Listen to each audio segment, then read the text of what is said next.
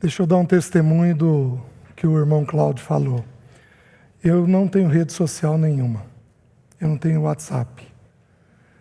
E consigo sobreviver bem a isso. Mas há uns 3 meses eu descobri aqueles, eu não sei o nome exato, shorts no YouTube. E eu gosto de ferramenta. O que eu me vi fazendo? Então eu tomei uma decisão de desinstalar o YouTube para proteger a minha mente. Não vejo nada indevido, não sofro com isso, não gasto tempo com o celular, mas ele é sutil para qualquer um de nós. E aí, na palavra que nós estamos estudando, a palavra da disciplina, lá em Tito, capítulo 2, no versículo 10, no versículo 11, quem aplica disciplina aos nossos corações, a disciplina é treinamento. Liberta um pouquinho o teu ouvido da palavra disciplina, porque parece punição, especialmente para os mais antigos. E disciplina é treinamento nas Escrituras. Quem aplica a obra da cruz aos nossos corações é o Espírito Santo. E, meus queridos, o Espírito precisa ter os nossos ouvidos, porque a fé vem pelo ouvir. E o celular rouba o nosso ouvido. Então a mensagem do irmão, como a mensagem do MEC, precisa ser ouvida muitas vezes, e o nosso coração precisa se livrar desses ruídos que nós temos. Senão a gente não discerne a voz de Deus. Não discerne. A gente já pensa muito, né? A primeira lista de pecado nas Escrituras é Marcos capítulo 7. O primeiro pecado da primeira lista diz assim: porque de dentro do coração do homem que brotam os maus pensamentos. Mau pensamento é pensar fora da vontade de Deus. E se nós não cuidarmos dos sentidos, nós não conseguimos ouvir a voz do Espírito. Anota só aí, Provérbios 12:1, diz assim: quem ama a disciplina, ama o conhecimento. Então o Espírito de Deus começa a nos treinar através da nossa mente. Só que Provérbios 16, 24, 21 ou 24, ele diz assim: o que é grácil no falar, aumenta o saber. Meus queridos, só um entre nós é grácil no falar, que é o Espírito de Deus. Então, ele fala de um jeito suave, dócil, amoroso. Ele não grita. Esses movimentos avivados em que há uma loucura, isso não, via de regra, não é obra do Espírito. Porque o Espírito é dócil e ele não fala de si mesmo. Ele fala do Pai e fala do Filho. Mas ele precisa ter os ruídos dissipados. E quem precisa fazer isso? Somos nós. Amém? Para que a gente compreenda a voz do Senhor. Curva sua cabeça, vamos ter uma palavra de oração para nós continuarmos. Senhor, obrigado pelo teu amor e pela tua graça. Reconhecemos que nem eu sou capaz de abrir a tua palavra, muito menos os meus irmãos de ouvi-la. Nós somos incapazes. Nós dependemos totalmente do teu Espírito Santo. A obra foi feita, ela foi completa, o Senhor vai consumar ela dentro de nós, mas, Senhor, nesse momento, nós precisamos ser cooperadores com o teu Espírito. Por isso, vem sobre nós e nos ajuda nessa manhã. Nós oramos em nome de Jesus. Amém. Meus queridos, tem sido meu encargo nesses últimos dias? De mostrar para os irmãos como que a alma da gente limita o desenvolvimento espiritual nosso. E dentro da alma, pensamento, emoção e vontade, a emoção é a parte que mais gera impedimento. Nós vimos isso em 2 Coríntios, capítulo 6, versículo 10 e 11. Estais limitados nos vossos próprios afetos. Nós vimos que nós procuramos ajuda quando nós sentimos. Nós não procuramos ajuda quando nós pensamos. Por quê? Porque a mente, ela suporta muito mais do que a emoção suporta. Então a mente dá conta de batalhas que a emoção não vai dar conta. Só que nós também vimos que tudo que nós pensamos, nós vamos sentir. Então, depois de um tempo pensando muito, nós começamos a sobrecarregar os afetos. E aí os afetos começam a limitar a nossa vida. Eu citei para os irmãos um exemplo das Escrituras. Ora, o medo produz tormento. Logo, aquele que teme não é aperfeiçoado no amor. O grande alvo de Deus na nossa maturidade é que nos amemos uns aos outros, assim como Ele nos amou. Nós vamos amá-lo e amar uns aos outros assim como Ele nos amou. Só que o medo, que é uma emoção, ela é limitante. Ela nos impede de chegar a esse ágape que a Bíblia está trazendo para nós. Então, os nossos afetos precisam ser santificados com urgência. Nós precisamos entendê-los, entender o nosso funcionamento. Todo afeto que você tiver veio de um pensamento. Todo. É assim que as Escrituras ensinam. Todo afeto que você tem provém de um pensamento. Quem aqui amanheceu triste hoje? Levanta a mão. Olha lá. Alguma coisa você pensou. Nas últimas horas ou no último 1, 2, 3 dias. E a emoção, ela segue um padrão de lentidão. Você pode pensar hoje e sentir só segunda-feira o que você pensou hoje. Então nós sempre temos que olhar o que está ocupando a nossa mente. Por isso que Satanás nos escraviza no celular. Porque no celular você não consegue pensar o que você está pensando. Você não consegue fazer a leitura do que você está pensando. E aí você então não coopera com o Espírito Santo de Deus.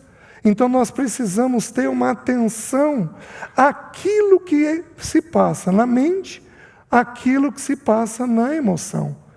A vontade, ela é uma consequência da mente e da emoção. Ela é simples. Em geral, nós os pregadores, como já foi dito, nos concentramos na vontade. Só que a vontade, ela é ponta final de corda. Não sei como é que os irmãos vão traduzir isso para o inglês, né? É uma expressão que deve existir lá.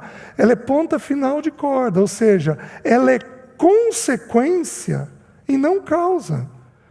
Então, a vontade está diretamente ligado ao pensamento e à emoção. Por isso, fazemos ou deixamos de fazer determinadas coisas.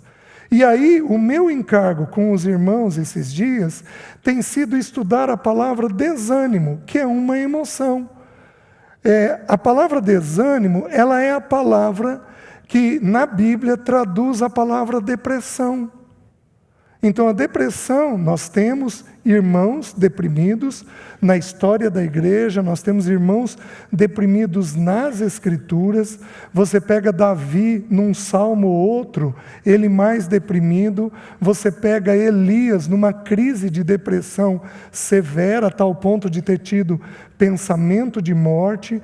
Nós temos Paulo com pensamentos desesperadores na vida. Você tem Jonas tendo pensamento de morte. Você tem Moisés tendo pensamento de morte. Senhor, me leva, eu não dou mais conta desse povo. Me leva, se o Senhor não for comigo, me recolhe. E aí Deus garante, a minha presença irá contigo e eu te darei descanso. Então nós estamos tentando entender essa emoção. Essa palavra, desânimo, ela tem 3 originais nas Escrituras. O primeiro está ligado diretamente à criança, é só um versículo. E vós, pais, não irriteis os vossos filhos para que não fiquem desanimados. O que significa essa palavra? Estar desanimado, abatido, quebrado de espírito. Eu tentei traduzir isso num exemplo. Você pode chegar de um dia de exaustão de trabalho ou de um esporte que você fez um esforço muito grande e você sentar no chão da casa e você precisa levantar para tomar banho e você não tem força para isso. Essa é a expressão. Você fica desanimado, abatido. Mas você pode ter vivido uma situação na vida de tal magnitude, em geral, situações de notícias terríveis, notícias de que perda de emprego, notícias de perda de dinheiro, perda de um projeto, perda de um amigo, de uma amizade, uma relação conjugal que está beirando uma separação, o parceiro fala de uma separação, onde você fica aí desanimado, que é a segunda palavra que nós começamos a estudar ontem.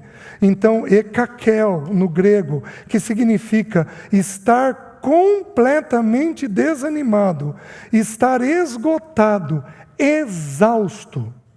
Então, nós estudamos começamos a ver os versículos dessa palavra aqui. Então, usando a figura daquela pessoa que chegou esgotada, ele senta no chão, mas na primeira expressão, que é atumeu, nessa primeira expressão, dali 1 hora a pessoa vai levantar e vai tomar banho, vai comer. Mas na segunda expressão, ela pode passar por períodos longos, semanas, meses, com aquele estado de abatimento.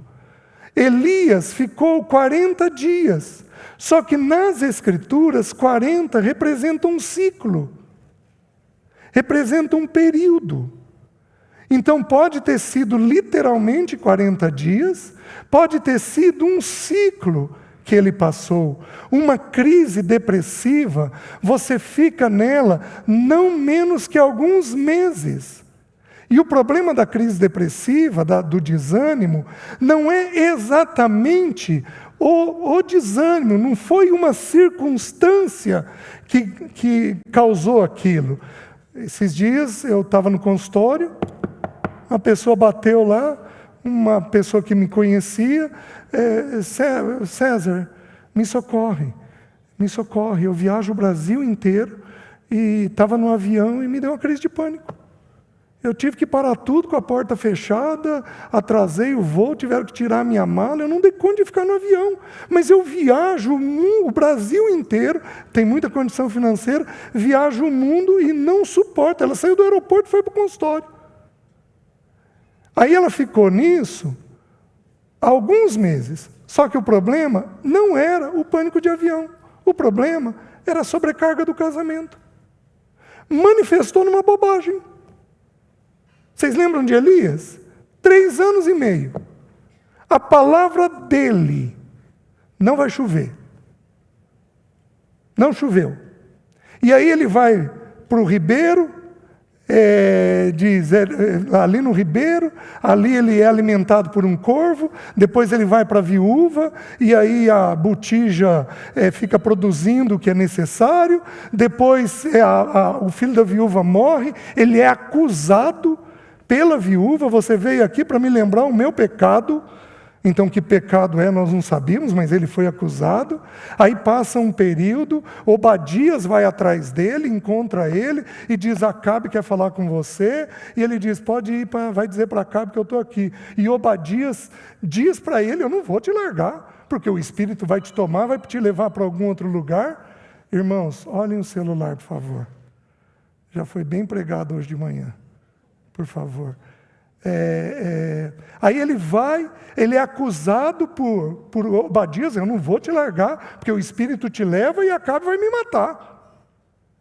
É um irmão judiado por acusações infundadas Vocês estão entendendo?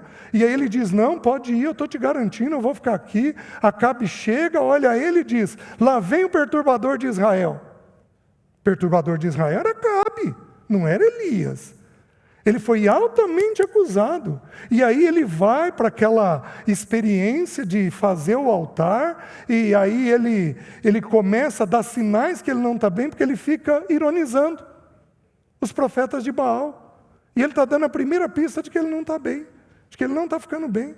Aí ele passa por aquela experiência, ora a Deus, o Senhor manda fogo, consome o altar, lambe a água, consome a lenha, consome a oferenda, o boi que tinha sido colocado. Aí ele se levanta e mata os 450 profetas de Baal e mais 400 profetas de Jezabel, 850 profetas.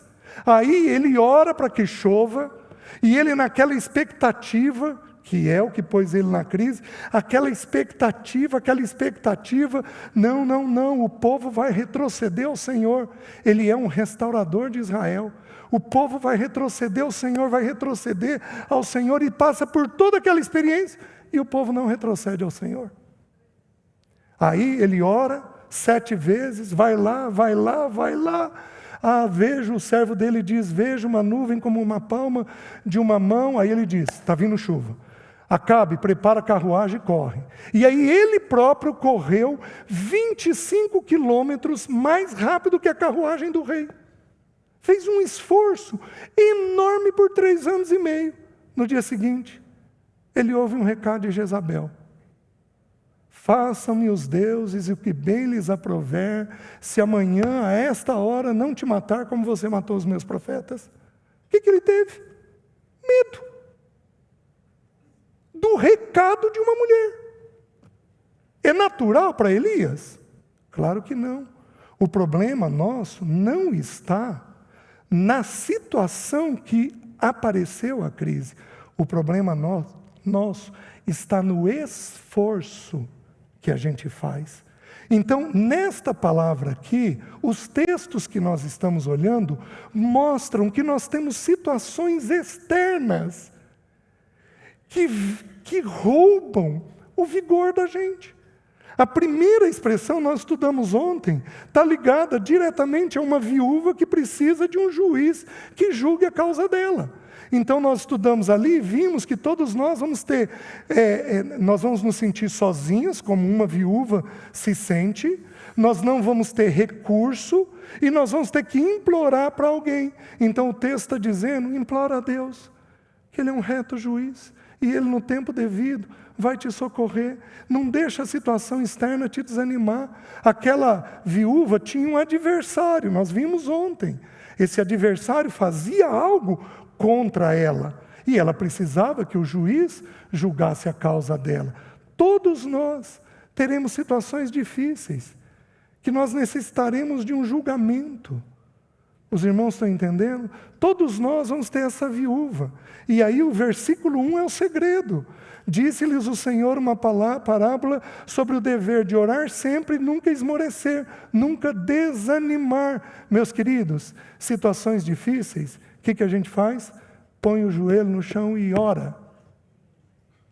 Mais. Porque nós já estamos orando no dia a dia. Situações difíceis a gente ora mais, pedindo mais graça do Senhor. E lembra que a oração, ela é interpretada pelo Senhor de muitas maneiras, porque tem a oração, pôr o joelho no chão e orar a Deus, falar a Deus as nossas coisas, mas nós temos a súplica. Ó Senhor. Tem situações que a gente não sabe nem como orar. Senhor, tem misericórdia. Nós não conseguimos saber nem como orar, porque aquela situação está nos abatendo tanto, e o que é isso nas Escrituras? Súplica. Nós estamos suplicando ao Senhor, e louvado seja o nome do Senhor, porque o Senhor ouve o nosso coração, e não apenas a nossa boca. Louvado seja o nome dEle, porque Ele é um Pai complacente e amoroso conosco.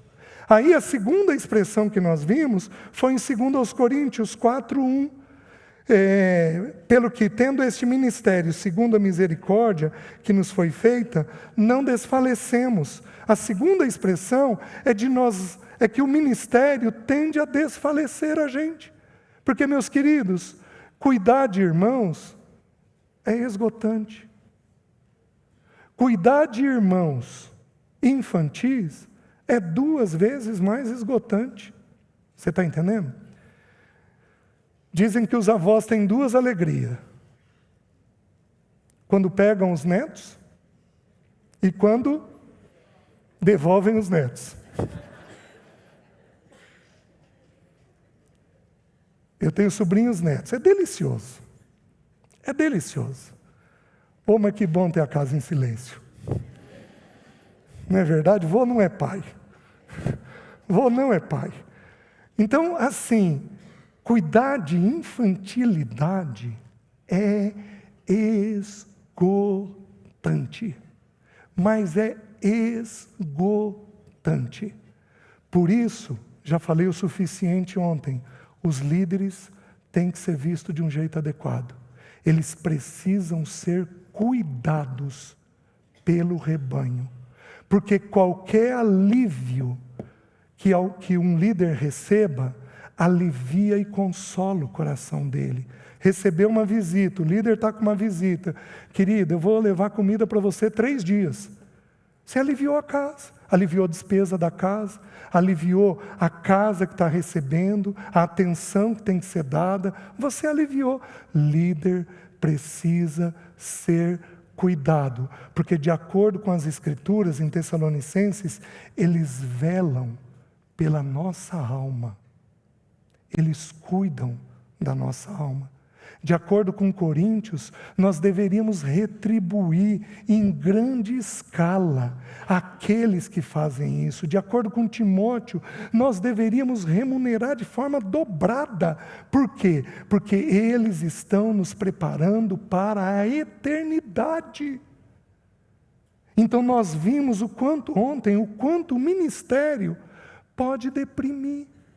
E agora, a terceira expressão ainda está no mesmo contexto.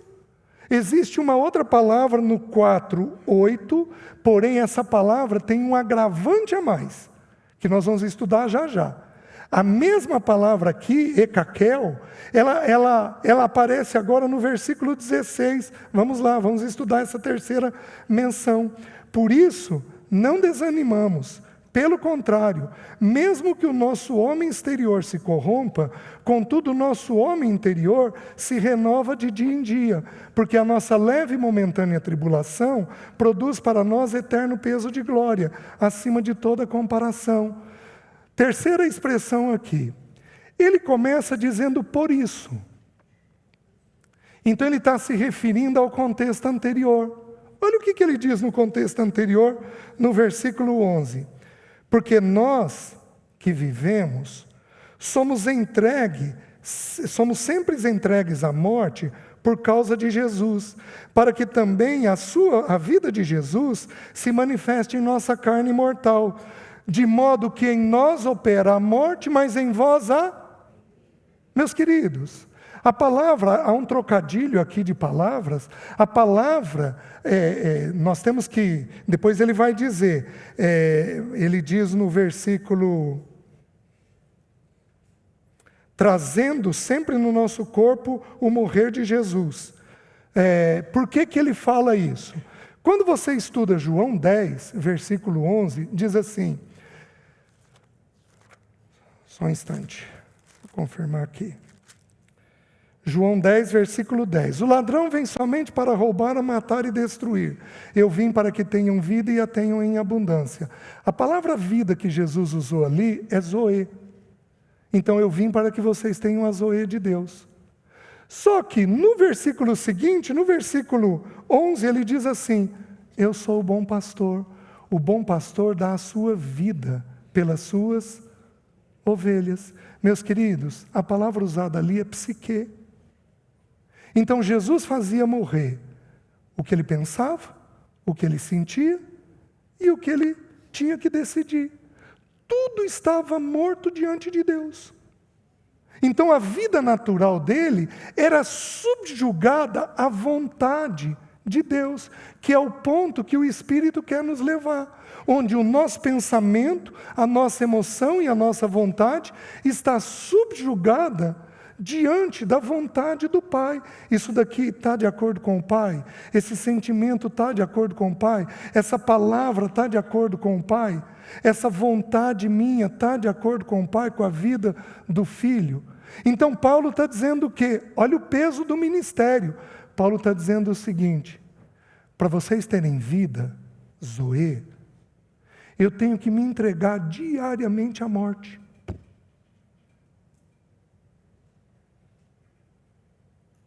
Só que, queridos, aqui eu vou ampliar um pouquinho, porque isso não está ligado apenas ao líder cristão. Isso está ligado também ao pai, à mãe, a um avô, a todo aquele que exerce algum tipo de liderança. Porque os que estão abaixo precisam ser, eles precisam olhar em nós e ter modelo em nós. Há um texto em Hebreus falando dos líderes que diz assim: lembrai-vos dos vossos guias, que vos ensinaram a palavra de Deus, e imitando o fim da vossa vida, e considerando o fim da vossa vida, imitai a fé que tiveram.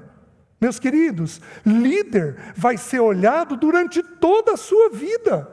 Vocês acham que isso é pouco?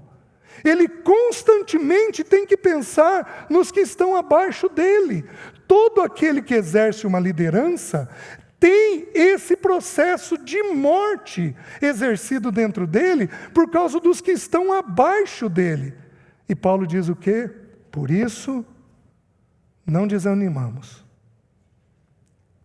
Então ele não deixa que essa exaustão que ele descreveu o desanime.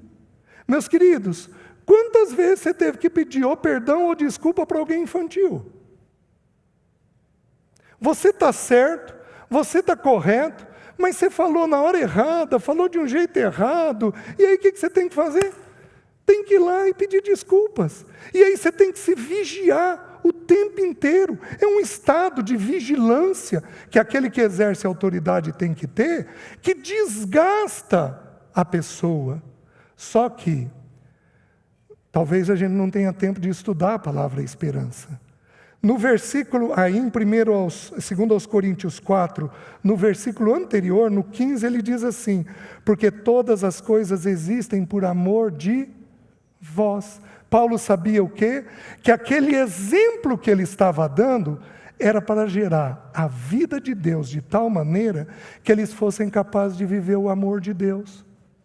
Então, nós temos que lembrar, nós, os que exercemos alguma autoridade, algum modelo, algum exemplo, nós temos que lembrar que assim é a vida. E quando nós temos esse modelo sério, firme, determinado, de amor, de graça, de morte pessoal, o amor de Deus e a vida de Deus será desenvolvida nos irmãos. Amém?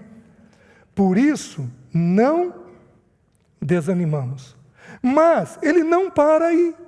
Então, o por isso está ligado ao texto anterior. Mas aí ele vai dizer assim: por isso, não desanimamos. Porque, pelo contrário, mesmo que o nosso homem exterior se corrompa, contudo, o nosso homem interior se renova de dia em dia. Há um tempo atrás, eu conversando com um irmão, um pastor, ele me falou: César, estive no cardiologista com a pressão alta, e o cardiologista me disse o seguinte: de cada 10 atendimentos que ele faz com pressão elevada, 3 são de líderes cristãos.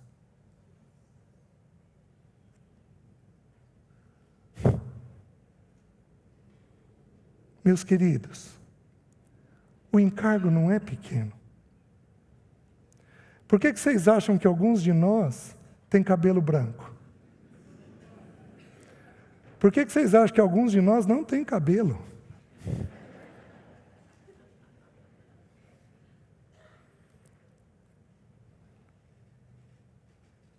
Alguns dos irmãos que lideram vocês podiam e deviam estar fazendo exercício físico, mas estão sentados estudando a Bíblia. Estão preocupados com alguém verificando que horas vai poder visitar a pessoa. Oh, meus queridos, o peso da responsabilidade judia do corpo. Nós vimos a vida do nosso Senhor no Getsêmani, hematidrose. Ele suou sangue. Ele ia ser separado do Pai no dia seguinte. O Senhor não tinha medo da morte, porque em João 10 ele falou assim: recebi do meu Pai o direito de entregar a minha vida e de reavê-la. Ele sabia que ele ia retomar a vida. Em Isaías 50, se não me engano 50 ou 52, ele diz assim: dei a face aos que me feriam, me entreguei àqueles que arrancavam os meus cabelos. Se alguém for te bater com um caniço, você vai fazer o quê? Isso daqui. Sabe o que Jesus fez? Isso daqui. Ele facilitou o serviço dos guardas. Ele não tinha medo do sofrimento físico. Qual era a angústia do Senhor? Ser separado do Pai por mim e sua causa. Durante toda a eternidade, Ele foi um com o Pai. Meus queridos, Ele não apenas tomou o nosso pecado sobre si, Ele se fez pecado. Sabe o que significa isso? Sabe aquela vergonha que você tem quando você peca? Sabe aquela tristeza de rasgar quando você peca?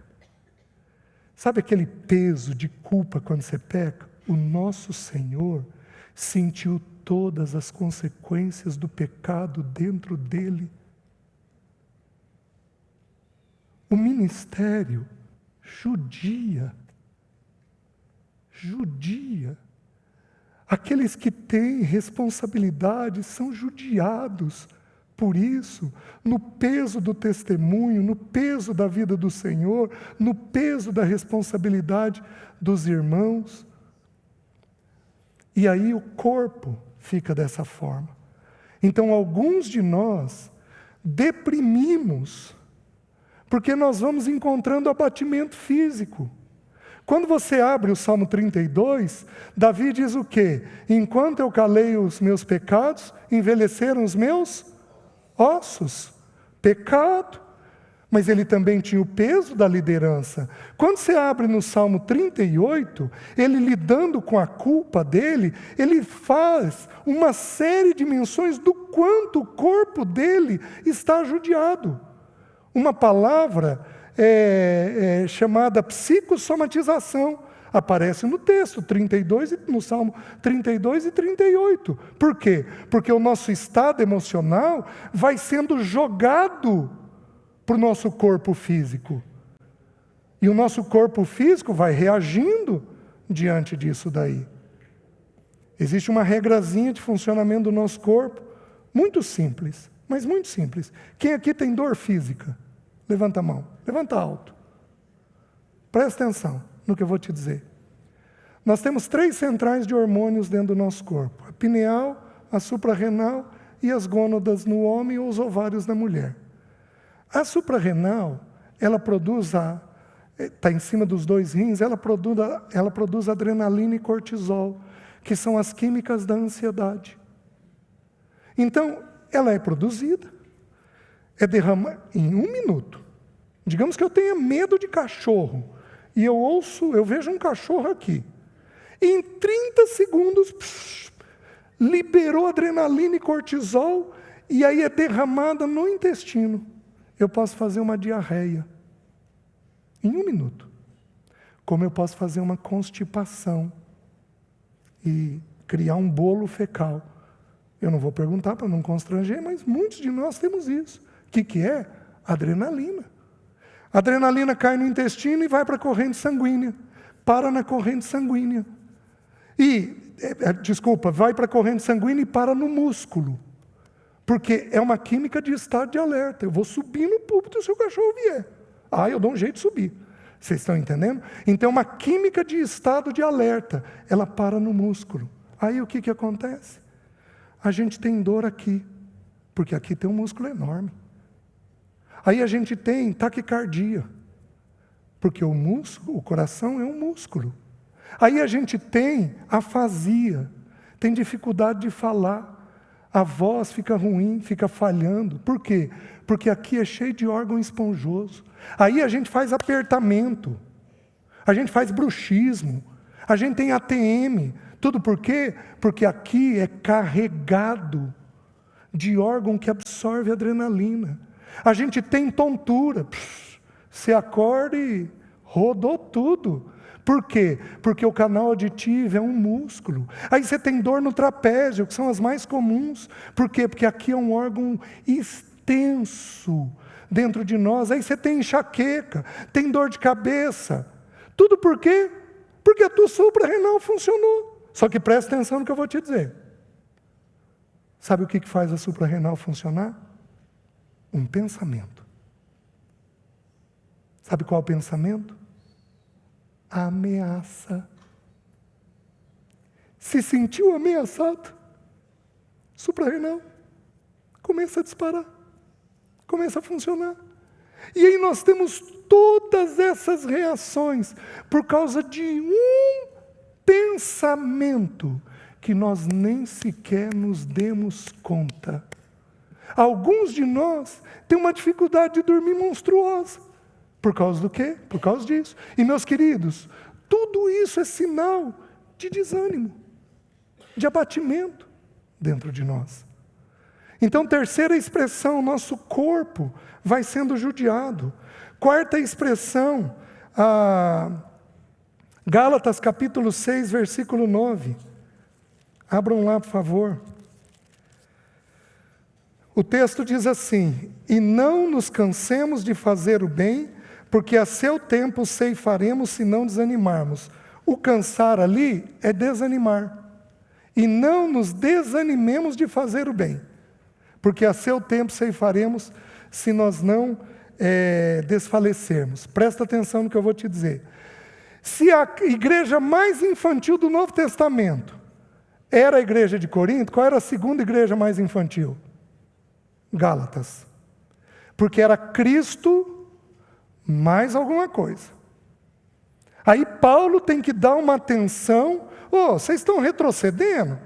Se eles estão retrocedendo, eles estão infantilizando. Então Paulo, de novo, vai ter que lidar com alguém, com uma igreja mais infantilizada.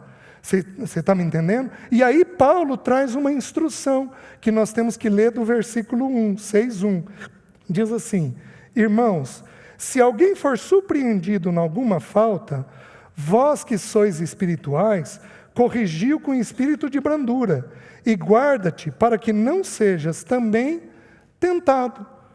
Então, de novo, vós que sois espirituais, corrige com espírito de brandura aquele que está em falta.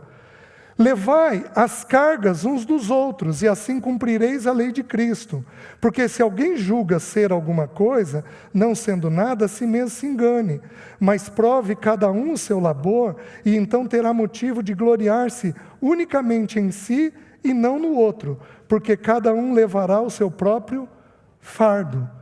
De uma forma bem simplória, a palavra carga, no versículo 2, é um pacote leve. E a palavra fardo, no versículo 5, é um pacote mais pesado. Você está entendendo? Então, o que é para a gente fazer? É para a gente ter o cuidado de levar as cargas uns dos outros, além da nossa carga. Lembrando que nós ontem lemos, segundo aos Coríntios, capítulo 10. Porque não ultrapassamos os limites da esfera de ação que Deus nos demarcou. Então, digamos que eu vá aconselhar os irmãos. Eu consigo aconselhar 10 irmãos, mas eu não vou conseguir aconselhar os 300. Seria uma carga excessiva.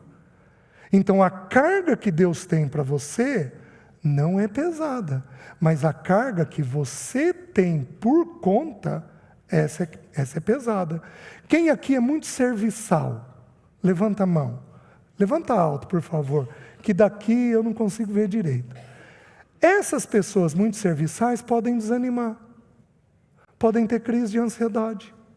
Por quê? Porque elas absorvem tarefas que não são suas.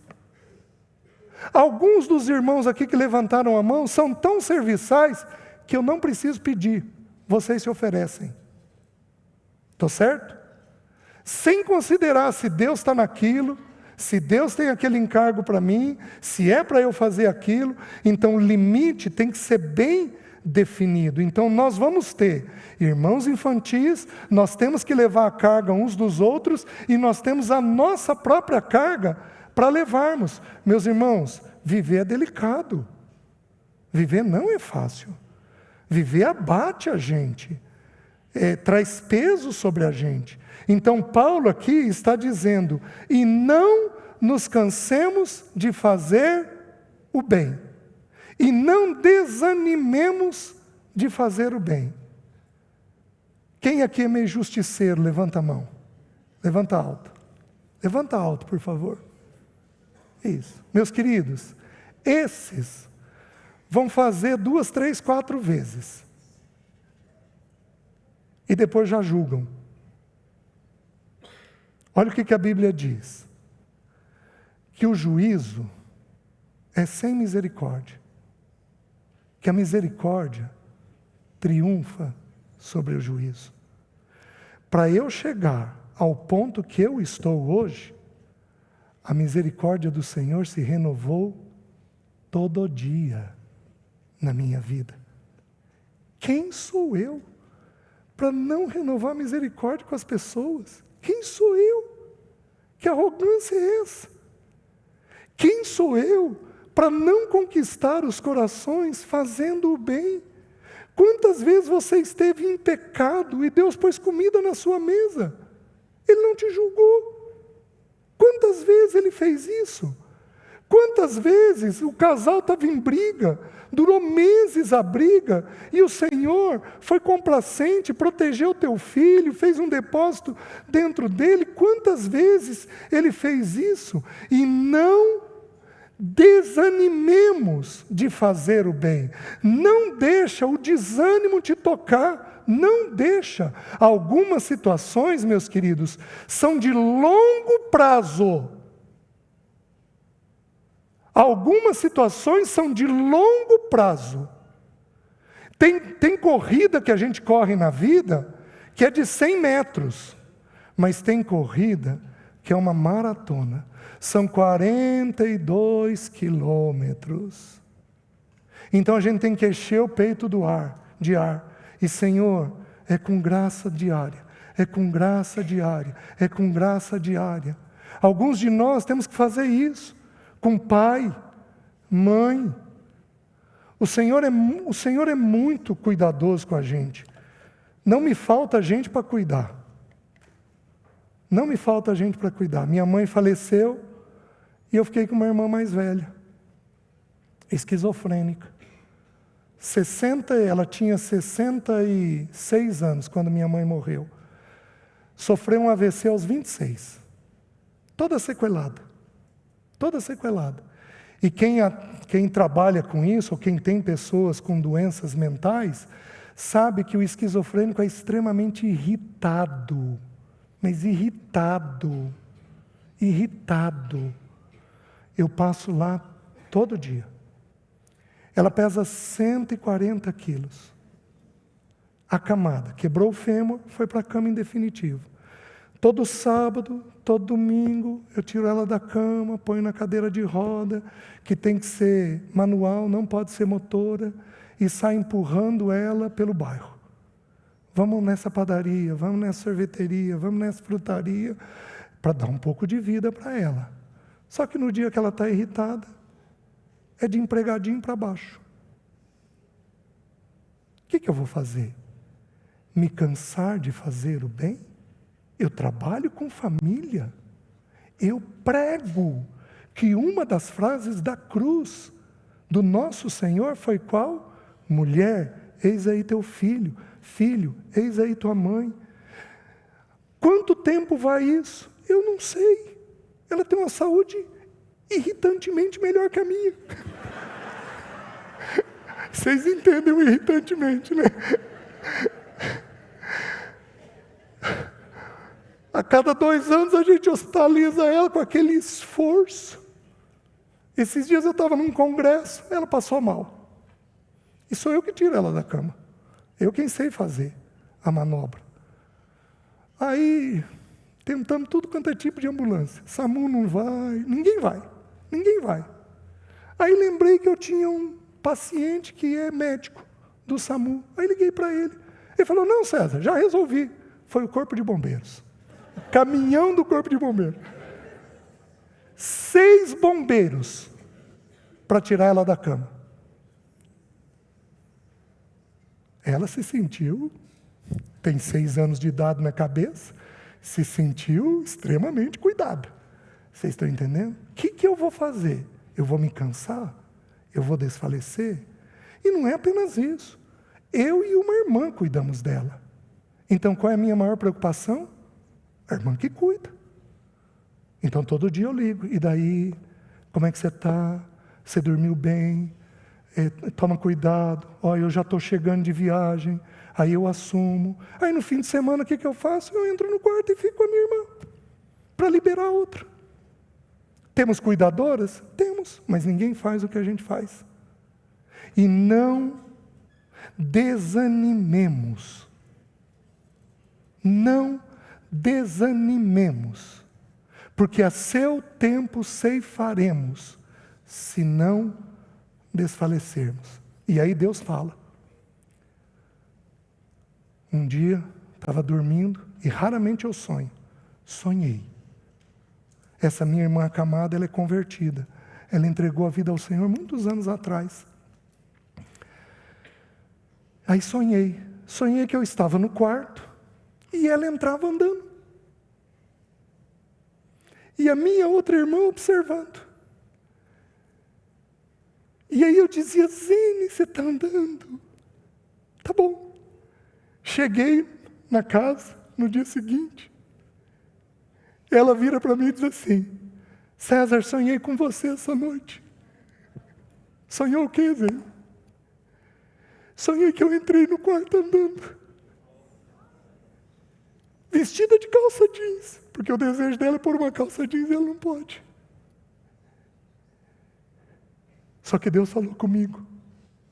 Qual o único jeito que ela tem de andar? Ou o Senhor fazer um milagre, o que não fez até agora, ou ela passar para o Senhor. Vocês estão entendendo?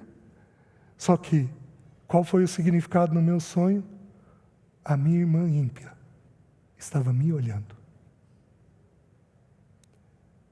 Porque ela está vendo o testemunho que eu estou dando. E por esse testemunho, eu creio que um dia ela vai entregar a vida ao Senhor. E não nos cansemos de fazer o bem, porque a seu tempo ceifaremos se não desanimarmos. Meus queridos, deixa Deus com a incumbência do tempo. Senhor, quanto tempo vai levar? Um dia, um mês, um ano, 10 anos, 15 anos? O Senhor é Senhor do tempo.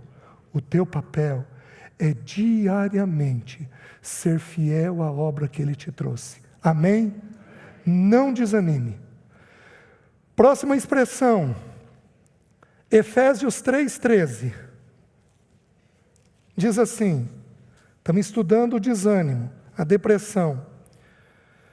Diz assim, portanto, vos peço que não desfaleçais nas minhas tribulações por vós, pois nisto está a vossa glória. Aqui Paulo está dizendo o quê? O desfaleçais é desanimar. Por isso, não desanime, não deprima nas minhas tribulações por vós. Ele está dizendo isso. Queridos, presta atenção. Quem aqui é muito sensível? Levanta a mão. Levanta alto. Isso, um monte de irmãos. Presta atenção no que eu vou te dizer. Dor não pode ser absorvida em demasia.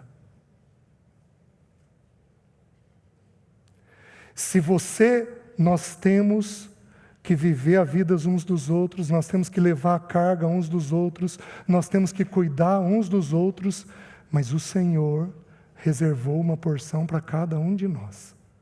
A porção do Antoniel não é minha. Eu vou ajudá-lo a levar a porção dele, mas a porção dele não é minha, é dele. O que acontece com irmãos sensíveis? Sofrem demais com os outros. Desanimam em demasia com a dor dos outros.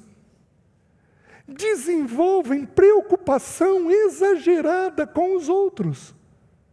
Então Paulo está ensinando que nós temos que ter um cuidado, por quê? Porque ao observarmos a dor do outro, nós podemos absorver demais essa dor. E meus queridos, gente dolorida é gente que não julga as coisas direito. Eu estou com uma dor no ciático, um exemplo. Eu estou com uma dor no ciático, eu sou um juiz, estou com uma dor no ciático. Eu estou lendo um processo. Vocês acham que eu vou ser totalmente imparcial com o ciático fisgando? Gente, dor impede a gente de julgar as coisas de forma adequada.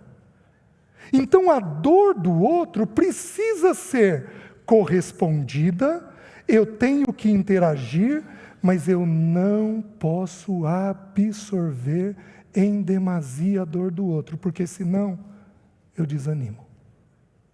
Você está entendendo? E aí fica difícil de avançar a obra dentro de você. Está fazendo sentido, meus irmãos? Então, aqueles irmãos que são mais sensíveis precisam cuidar com isso. Precisam cuidar disso, né? Eu, em partes, a crise que eu tive de ansiedade e de depressão foi por causa desse ponto.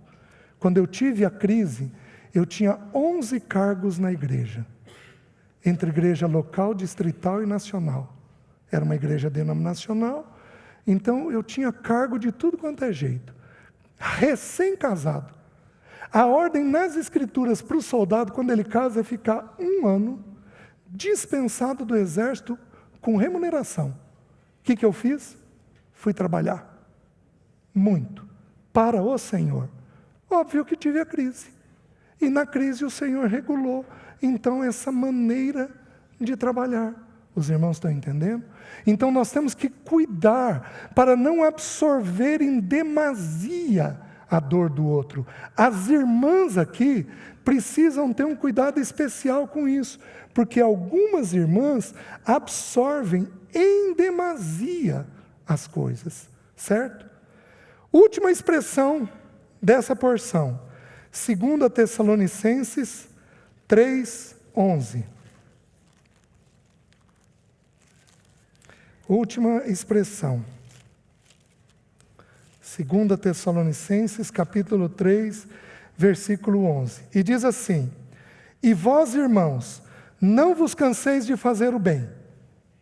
Não, a palavra desanimar aqui é cansar. E não desanimem de fazer o bem. Muito parecido com a expressão de Gálatas. Muito parecido. Só que aqui nós temos uma situação bem específica.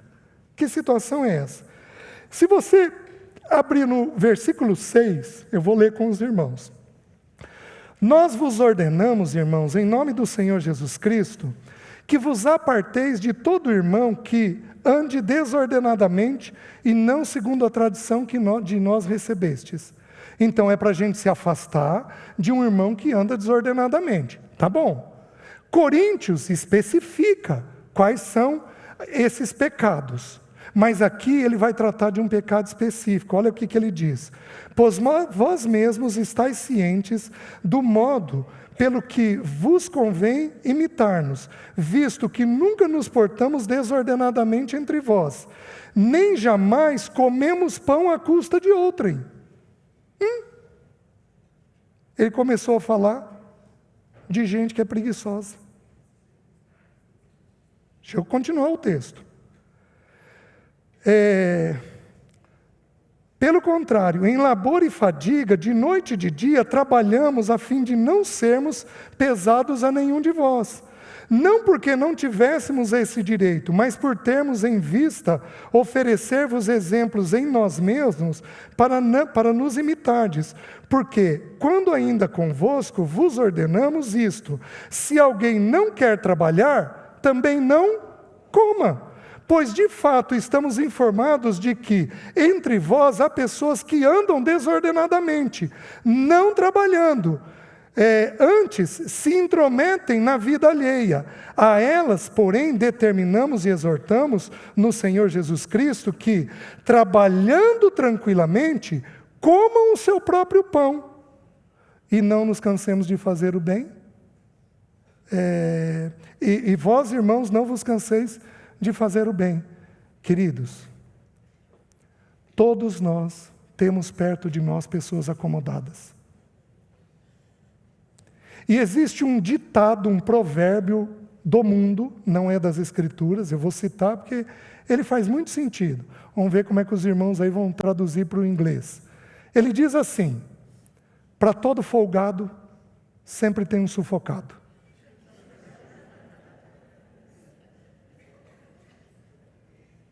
Faz sentido? Meus queridos, Paulo usa a expressão aqui, que é para não ser pesado, a fim de não sermos pesados a nenhum de vós. Gente acomodada e gente preguiçosa é gente pesada. Alguém vai ter que fazer aquilo por ele.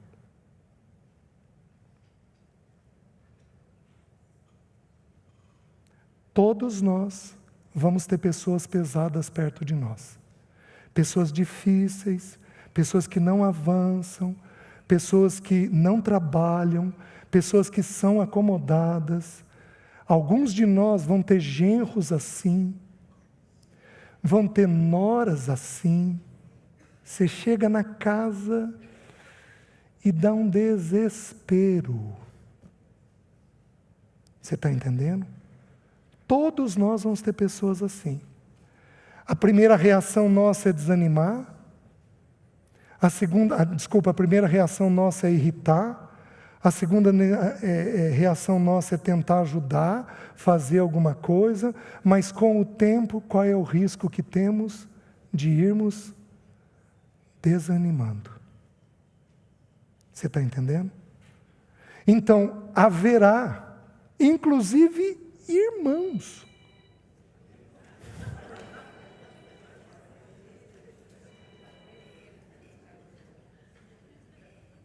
Conseguiram?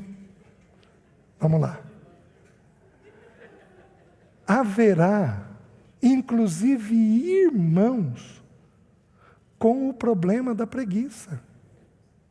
Porque em Coríntios, Paulo diz para a gente se apartar de todo aquele que, dizendo-se irmão, então ele não é.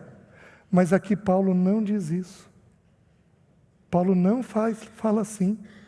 Paulo está falando que tem alguns irmãos que são acomodados. Gente, acomodação, lentidão não é pecado. Porque tem gente que é tranquilo. Isso é o ritmo. Tem gente que é acelerado, né? Faz um monte de coisa ao mesmo tempo, mas tem gente que é tranquilo. Isso não é pecado. Mas acomodação, procrastinação e preguiça são pecados que nós precisamos enfrentar e resolver. E a Bíblia está dizendo que quando nós temos alguém assim, isso vai nos pesar. E com o tempo, nós podemos desanimar. Paulo faz qual exortação? Faz uma exortação simples. E não desanimemos, e não nos cansemos de fazer o bem. Continua fazendo. Só que você vai fazer com inteligência. Você não vai deixar faltar comida, não vai deixar faltar remédio. Mas você não precisa ir muito além disso. Você não vai deixar faltar o básico, mas você não precisa ir muito além disso. Você não precisa fazer tudo, incluir em tudo, porque se a pessoa não sentir a consequência, ele não resolve o problema. Vimos as expressões, então são 2, 4, 6 expressões nessa palavra. Agora, a gente dá um salto à frente. E nós temos então 2 expressões mais graves, mais penosas, mais pesadas. Deixa eu fazer, eu tenho 4 minutos, mas eu vou esticar um pouquinho, porque me entregaram um pouquinho atrasado. Então já me deram essa permissão para eu esticar um pouquinho. Eu quero concluir essas 2 palavras. Nos manuais, existem 11 tipos de depressão. Existe uma que é chamada depressão maior, que é aquela depressão crônica. A pessoa, de infância, ela olha a vida com tristeza. Ela olha a vida com abatimento. Nessa, a primeira palavra começou. Ela possivelmente foi irritada. E vós, pais, não irriteis, para que não fiquem desanimados. Então é chamado de uma depressão maior. É uma depressão mais difícil, mais pesada de lidar. Por quê? Porque a mente pensa para baixo. E aí você tem que fazer um treinamento de longo prazo com a pessoa. Existe uma distimia, que é um mau humor. Nada vai dar certo para a pessoa. Tudo ela levanta um problema. É chamado de transtorno depressivo persistente. Então a pessoa, ela é mais negativa, ela é mais mal-humorada. Ela sempre tem um senão em qualquer coisa que for ser feito. Nós temos o transtorno disfórmico pré-menstrual. Então a TPM é considerada hoje uma forma de depressão. Nós temos uma depressão que é pós-parto. Por quê, queridos? O ser humano, ele manifesta em 2 ocasiões que ele tem problemas. Quando ele casa e quando ele tem filhos. Na depressão pós-parto, a pessoa é assustada com aquela realidade, por algum motivo. E aí, ela reage deprimindo. Nós temos uma depressão sazonal, que ocorre de vez em quando. Então a pessoa é um pouco mais sensível, e de vez em quando, ela entristece. É uma depressão sazonal. Nós temos uma depressão atípica, que não é da pessoa, mas ela pode ter isso de vez em quando. Nós temos um transtorno bipolar. A pessoa é deprimida e é eufórica. É deprimida e é eufórica. Os manuais também trazem isso. Nós temos uma depressão resistente. A pessoa pode ter um trauma e não conseguir sair daquilo. Não consegue sair daquilo. O cérebro tem dificuldade de enxergar de outra maneira. Nós temos uma depressão produzida por medicação. Tem medicação que deprime. Nós temos uma depressão de uma condição médica. Ou seja, determinados órgãos são afetados e aquilo afeta a química do corpo. E aí a pessoa deprime, tem doenças, especialmente as doenças autoimunes, em que elas podem deprimir o organismo. Meus queridos, eu vou mencionar 2 versículos agora. Olha o que significa. Exaporeomai. Exaporeomai. Estar totalmente perplexo. Estar completamente destituído de recursos ou medidas. Renunciar a toda esperança. Você não tem esperança nenhuma naquela situação. Estar em desespero. Isso é comum em mortes não programadas. Um infarto, um AVC, uma UTI, uma coisa com um jovem, uma coisa com uma criança. Isso é comum em situações desse tipo, onde você fica você renuncia a toda esperança. Para você não há mais vida. Quem aqui já perdeu algum ente familiar? Levanta a mão. Então você vai ter sensações desse tipo. Então você, especialmente se aquilo não é esperado. Porque quando é uma doença de longo prazo, você vai se preparando em longo prazo. Mas quando é de repente, aquilo então pode gerar uma sensação de desesperança enorme dentro de você. É onde entra pensamento de morte. É onde pode entrar pensamento de suicídio. Há uma distinção de pensamento de morte e de pensamento de suicídio. O pensamento de morte, Deus me leva. Deus, não tem mais nada aqui, Deus. Isso é pensamento de morte. Isso é deprimido.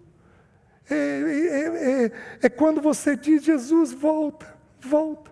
Jesus, para mim, Deus, Senhor, eu não consigo. Isso é um pensamento de morte.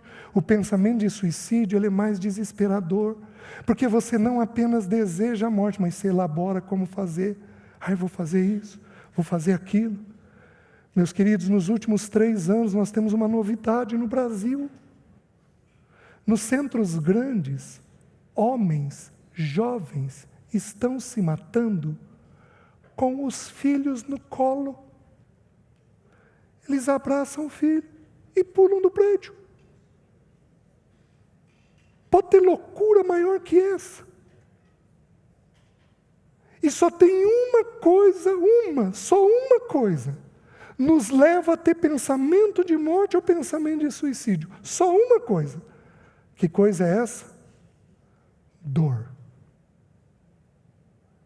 Dor da vergonha, dor da solidão, dor do abandono, dor da frustração, dor do não reconhecimento, dor da não aceitação. Dor é a única coisa que faz isso. Nesses 2 versículos, eles dão esta ideia, a ideia de um desespero maior, de uma falta completa de esperança. Vocês estão entendendo? Vamos dar uma olhadinha na primeira expressão. 2 aos Coríntios, capítulo 1, versículo 8.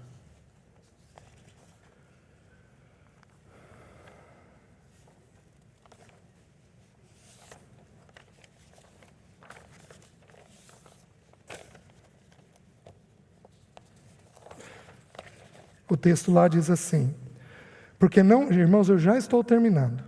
Porque não queremos, irmãos, que ignoreis a natureza da tribulação que nos sobreveio na Ásia, porquanto foi acima das nossas forças, ao ponto de desesperarmos da própria vida. Meus queridos, Paulo está falando que ele desesperou da própria vida. A palavra desesperou é desânimo. Ele teve um desânimo tal, que para ele é como se a vida tivesse acabado. Os estudiosos dizem o seguinte, que tem 4 possibilidades para isso daqui. A primeira, a violência da multidão quando ele estava em Éfeso. Vocês lembram que Demétrio, um artífice, instigou o povo de Éfeso contra Paulo? Esse tal de Paulo vem falando, e ele vai acabar com a deusa Diana, e aí nós vamos ficar sem o nosso trabalho, sem a nossa condição. Lembra disso? Lembra que começou a ter um tumulto? Lembra que 2 discípulos, não me lembro o nome, estavam lá, e aí Paulo tentou ir até lá, e os irmãos impediram Paulo de ir, porque se ele fosse, possivelmente ele morreria. E aí Alexandre tenta falar, e quando eles percebem que ele é judeu, eles gritam por 2 horas sem parar, grande é a Diana, Deus... Diana dos Efésios, grande é a Diana dos Efésios. Lembra disso? 2 horas, uma multidão, gritando isso daí. É um povo revoltado, revoltado. Até que a turba passou, Paulo foi até os discípulos, consolou eles e saiu dali. Alguns dizem que pode ter sido essa a situação que levou Paulo a isso. Outros irmãos abrem a possibilidade de que foi a própria ansiedade que Paulo tinha ao lidar com os coríntios. Porque, especialmente na segunda carta, Paulo faz um esforço emocional enorme para tentar ter a consideração e o respeito deles. Paulo ele faz um esforço emocional enorme. No versículo 2, no capítulo 2, versículo 13, ele diz assim: não tive, contudo, tranquilidade no meu espírito, porque não encontrei meu irmão Tito. No capítulo 7, versículo 5, ele diz assim: porque chegando nós à Macedônia, nenhum alívio tivemos, pelo contrário, em tudo fomos atribulados, luta por dentro, temores por fora. Então Paulo podia estar numa situação de muita pressão externa, a tal ponto de ter desesperado da própria vida. Segunda possibilidade. A terceira possibilidade é o espinho na carne. Particularmente, eu acho que não é. Porque Paulo se resolveu em oração. Então foi-me colocado um espinho na carne, mensageiro de Satanás, a fim de me esbofetear, a fim de que não me exalte. E eu 3 vezes roguei ao Senhor e pedi que o tirasse de mim. Porém o Senhor me disse: a minha graça te basta, porque o meu poder se aperfeiçoa na fraqueza. Então Paulo se resolveu ali. Mas os irmãos abrem essa possibilidade. Mas, meus queridos, tem uma possibilidade que eu acho que faz sentido. Tanto da ansiedade, essa de Demétrio, mas tem uma que a gente desconsidera na vida de Paulo. 1 Coríntios 15, 32. Olha o que ele diz. Se, contudo, lutei em Éfeso com feras, que me aproveita isso? Se os mortos não ressuscitam, comamos e bebamos, que amanhã morreremos. Paulo foi colocado em luta com os animais. Foi colocado num coliseu. Foi colocado com leões. Por que ele está vivo? Se você tivesse que ir para um coliseu com leões, qual seria a tua sensação? Dá para desesperar da própria vida? Já é uma situação difícil. E os irmãos que foram queimados? Meus queridos, por que quando um prédio está em chama, o irmão pula do andar que for? Porque a dor da queimadura é insuportável. Ele prefere pular do que viver essa dor. Paulo teve uma dessas dores. Qual é? Eu não sei. Eu sei o seguinte: que nós poderemos passar situações pontuais de tal maneira que nós desesperaremos da própria vida. E, meus queridos, o Senhor é Senhor de todas as coisas. Minha irmã, não desespere com o teu filho. Não desespere com tua filha. Não desespere. Sabe por quê? Porque Naum 1:5 diz o quê? Que o Senhor tem um caminho na tormenta e na tempestade. Meus queridos, uma tormenta faz o barquinho ir lá em cima, então você vê tudo de cima. 3 segundos depois você está lá embaixo e só vê água ao teu redor. Deus tem um caminho nessa tormenta. A tua emoção sobe e de repente Deus vai dar certo, o Senhor vai fazer isso. Aí você desce. Meu Deus, não tem solução. Meu Deus, não tem solução. Meu Deus, não tem solução. O que eu faço com isso daqui? Essa é a realidade que Paulo está descrevendo. É este desânimo. E ele diz: não desanimamos. Ele diz aqui que ele desesperou, ele desanimou da própria vida. Só que Deus tem um caminho na tormenta e na tempestade. Eu sou um privilegiado, porque eu vejo isso todo mês. Mas vejo isso. Ontem eu comecei a contar de uma viúva e esqueci de contar o que eu ia contar, né? Ela, viúva, eu falei para ela, querida, você tem que separar. Não dá, ela não separou. Aí ele tirou ela de casa, ela passou necessidade, aí ele pegou Covid, morreu, e ela pegou seguro, que ela desconhecia. Ela pegou pensão, que ela desconhecia. Deus cuidou dela. O problema é que ele deixou uma dívida monstruosa.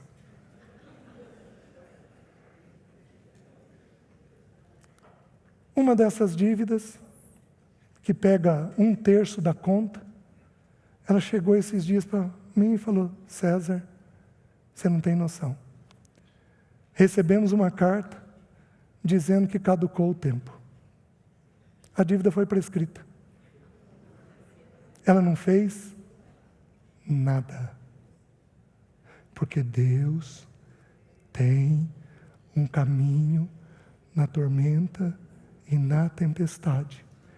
Filhos que voltam ao Senhor, parceiros que se convertem, irmãos que pedem perdão. Meus irmãos, eu ouço todo tipo de coisa. Situação financeira mudada, a visitação de Deus, a bênção de Deus. Não desespere, porque o teu Deus é Deus do macro e é Deus do micro. Não desespere. Acaso sou eu apenas Deus de perto e não também de longe? O dia que você não estiver sentindo a presença dEle, Ele ainda é Deus. Jeremias 23. Porque Ele é Deus. Ele cuida, abençoa, toca, e Ele vai completar a obra que o Filho dele concluiu naquela cruz. Amém? Não será perdido nada de nós daquilo que Ele decretou fazer em nós, porque Ele é um Deus poderoso para isso. E o último versículo, capítulo 4, versículo 7. Temos, porém, este tesouro em vasos de barro, para que a excelência do poder seja de Deus e não de nós. Em tudo somos atribulados, porém não angustiados, perplexos, porém não desanimados. Meus queridos, temos essa fragrância suave num vaso de barro. Por que o Espírito usou essa figura? Porque, meus queridos, preste atenção, Ele vai nos quebrar. Ele precisa nos quebrar. Porque Ele nos quebra para fazer um vaso novo. Ele nos quebra para tirar as impurezas antigas. Ele nos quebra para fazer um vaso maior, para que mais de Cristo possa ser comportado ali dentro. E isso vem através do quê? Através do processo do quebrantamento. Ele precisa te quebrar. E quando a gente resiste, a gente só trinca. Mas louvado seja o nome dEle. Ele tem mão forte. Ele espreme e quebra. E dê glória a Deus quando isso estiver acontecendo. Por quê? Porque Ele está usando essa experiência para fazer de você um vaso novo. Só que nessas experiências, a gente pode ficar perplexo. Ele pode trazer uma situação inaudita, que você nunca esperou. Você pode amanhecer um dia com um diagnóstico. Você nunca considerou aquilo. Isso pode acontecer com qualquer um de nós. Assim, a morte ideal para nós é morrer dormindo, de velhice. Mas o Senhor não tem isso para a grande maioria de nós. O Senhor tem outras coisas, outras formas, outras estratégias. Tive num encontro há um tempo atrás, aí nós fomos fazer um evangelismo. Eu fui visitar a Jéssica e os irmãos de lá foram fazer um evangelismo em Estrela. E aí a gente evangelizou várias casas, a Jéssica estava em outro grupo, eu num grupo, aquele evangelismo de bater de porta em porta, de parar as pessoas na rua, de entregar um folheto, de falar de Cristo, uma delícia, há anos eu não fazia isso, uma delícia. Peguei um grupo de bêbados, um deles desviado, nossa, aí deu uma conversa boa, mas aí um bêbado queixou de mim, porque eu falei o versículo decorado e não abri a Bíblia. Mas como é que você é pastor e não abre a Bíblia? E aí eu vou satisfazer ele, abri a Bíblia, li um texto para ele, né? E ali fizemos uma oração de reconciliação. E aí, meus queridos, fomos para o culto à noite, eu ia partilhar, e uma criança de 7 anos sentou do meu lado, com leucemia. A mãe desesperada porque tinha reincidido. Pode acontecer com qualquer um de nós. E a gente pode ficar perplexo. Mas não é para a gente perder a esperança. Porque o nosso Senhor é Senhor em todas as situações. Amém? Vai ficar a palavra esperança. Numa outra ocasião, a gente vê isso. Curva a sua cabeça. Vamos orar.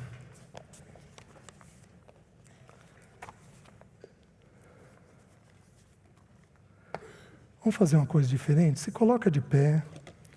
Se for possível, com muito respeito, abraça quem está perto de você, com muita consideração de uns pelos outros. Dá um pouco de pertencimento para os teus aí. E vamos orar. Senhor, obrigado pela Tua palavra.